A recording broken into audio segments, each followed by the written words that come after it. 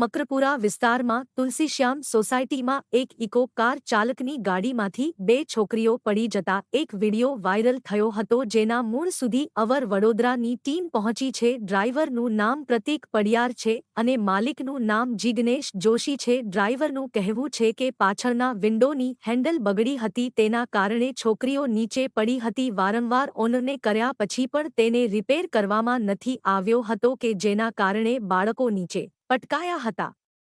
નિયમ મુજબ પ્રાઇવેટ પાસિંગની ગાડી હોવી જોઈએ, ત્યારે ઇકોના ઓનર સામે મોટા સવાલો ઊભા થઈ રહ્યા છે.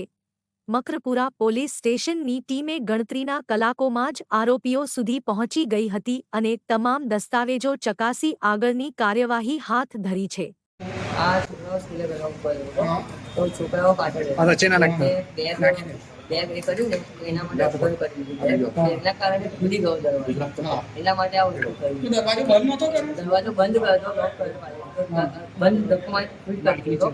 તો એ લોકોના બેગના કારણે સદર પાછળથી ખુલી ગયો. બીજી વસ્તુ અંદર કર્યું નથી. બેગના કારણે કેવી રીતે ખુલી ગયું? એટલે બેગ આમ ખોરાક લઈને જતા હતા અંદર ખોરામાં. બેગ આમ અધ્ધર કરવા ગયા તો પાછળની જે સીસીના કારણે ઉપર થઈ ગયું. એટલે દરવાજો પાછળથી ઓપન થઈ ગયો. હવે નાના બાળકો છે, આ જવાબદારી કોની બને? ના, ગાડી સ્પીડમાં ગાડી દિવસ મારી થોડી આગળ દીધી. જવાબદારી તો તમારી બને ને? જવાબદારી અમારી બને, અને જવાબદારી ખોલી દીધી. સારો ખાલી રિટર્નમાં વાગ્યું છે બે. તો આટલી સ્પીડમાં ચલાવો છો? સ્પીડમાં ગાડી હતી જ નહીં સાહેબ. સ્પીડમાં ગાડી હતી. ગાડી આ એ કરી અને રિવર્સ લઈને બાઈક આગળ જ દીધી છે ગાડી. એટલે થઈ છે ગાડી સ્પીડમાં હતી જ નહીં. હવે ગલીમાં ગાડી સ્પીડમાં નહાવાય ના મળે. ક્યાંથી લીધી હતી છોકરીઓને?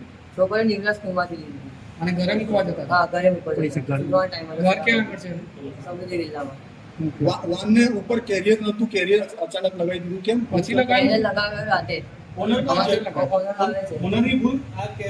નીચે રાખો લોકો. અરે નીચે આઈવી નીચે. દરવાજો પકડેલો હતો તો માલિકની ભૂલ છે ને? તો માલિકની ભૂલ છે. મારી અંદર ભૂલ જ નથી. માલિકને કીધેલું કે આવું બગડેલું હા, છે. મેં કીધું હતું અંદર. એમને કીધું હતું કે પાછળ ફેસી લગાડી છે તો પડી ગયા તો છોકરાઓ. એમને કીધું કે સારું કે આપણે બીજા દિવસ રવિવાર આપણે બદલાવી લઈશું. કેટલી ગાડીઓ ચાલે છે આવી નંબર પ્લેટ વગરની, પ્રાઇવેટ પાસિંગ વગરની ગાડીઓ? એવું તો સાહેબ ખબર નહીં આવે તો માલિકને ક્યારે કીધું તું ને પછી એમને લગાવ્યો નહીં? એમને બીજા દિવસે ફરિયાદ થયું ને એના પછી તાત્કાલિક કરાવ્યું. નિયમ ખબર છે પ્રાઇવેટ પાસિંગ નહીં ચાલતી? મને ખબર છે. એને કીધું એનું પ્રાઇવેટ પાસિંગ કરાવ્યું તો તમે હા આપણે કરાવી દઈએ આપણે પ્રાઇવેટ પાસિંગ.